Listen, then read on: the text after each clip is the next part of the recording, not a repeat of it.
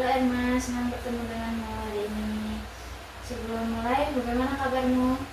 Baik, cuman agak bingung di arah karir saya aja sih, Bu.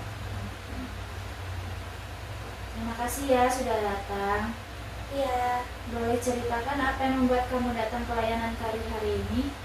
saya lagi bingung mau pilih arah karir karena saya merasa cocok di HR karena suka berhubungan dengan orang. Tapi menurut saya marketing itu juga menarik sih, Bu.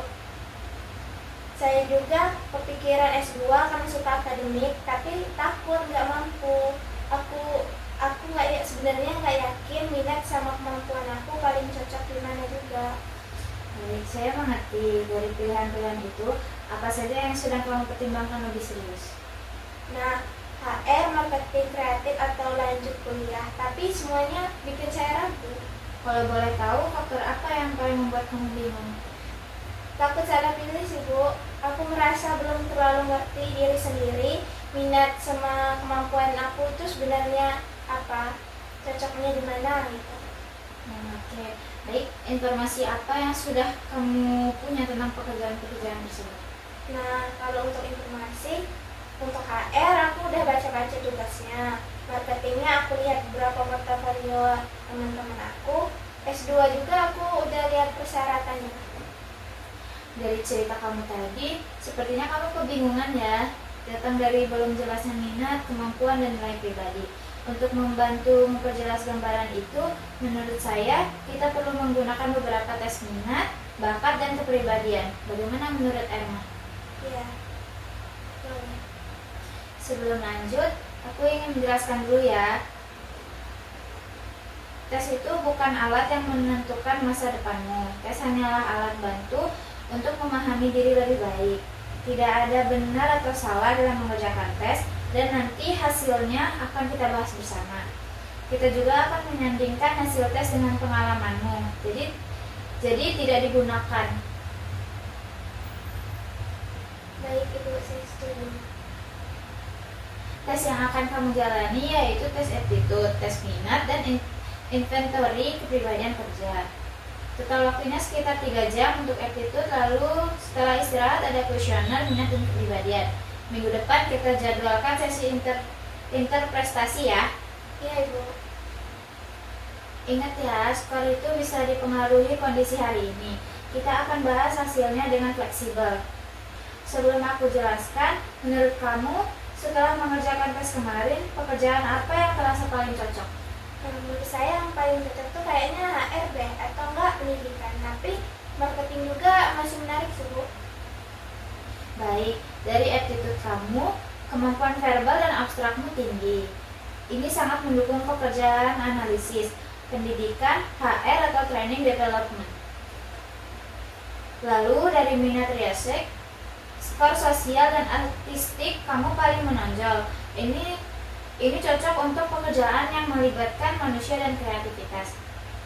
Dari kepribadianmu, kamu kurang nyaman di lingkungan yang sangat kompetitif, seperti sales agresif, lingkungan HR development, people development, atau bidang akademik jauh lebih cocok. Secara keseluruhan, semua hasil menunjukkan pola yang jelas. Kamu suka membantu orang, suka kreativitas, dan punya kemampuan analitis yang kuat. Ini sangat konsisten dengan pilihanmu. Ya, saya rasa masuk akal sekali. Oke, saya sudah siapkan informasi mengenai HR Development, Marketing Kreatif, dan S2 Manajemen Pendidikan. Kita bahas bareng ya. HR Development cocok dengan minat sosial dan tipe kepribadianmu. Marketing cocok dengan artistikmu, tapi lingkungan bisa cepat dan cukup menekan. S2 Manajemen Pendidikan cocok dengan kemampuan analitis dan orientasi layananmu. Setelah aku baca dan kita bahas, aku merasa yang paling cocok di aku itu HR development dan pendidikan yang paling cocok. Nah, untuk marketing itu kayaknya kurang pas karena aku nggak enjoy dan juga tekanan kerjanya terlalu tinggi. Baik, kita susun 3 opsi realistis ya.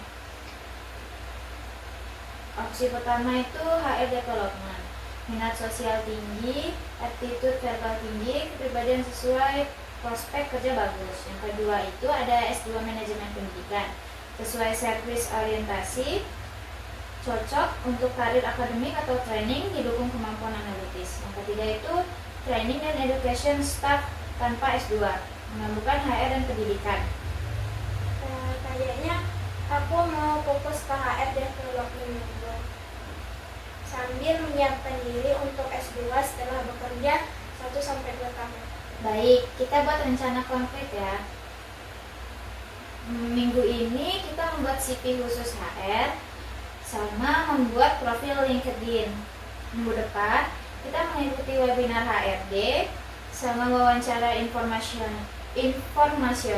dengan alumni HR. Bulan depan kita magang atau volunteer di bidang training dan mengikuti kelas sertifikasi HR dasar. 2-3 bulan ke depan kita coba untuk melamar pekerjaan HR development dan memulai persiapan TOEFL untuk peluang S2. Rencananya jelas dan bikin aku lebih tenang. Terima kasih, Ibu. Sama-sama, Erma. Kamu sudah melakukan proses dengan sangat baik. Terima kasih ya, Erma, atas waktunya pada hari ini. Semoga kita bisa ketemu lagi di pertemuan berikutnya. Ya, Ibu, terima kasih juga karena Ibu sudah membantu saya untuk memilih karir saya di masa yang akan datang. Ya, sama-sama.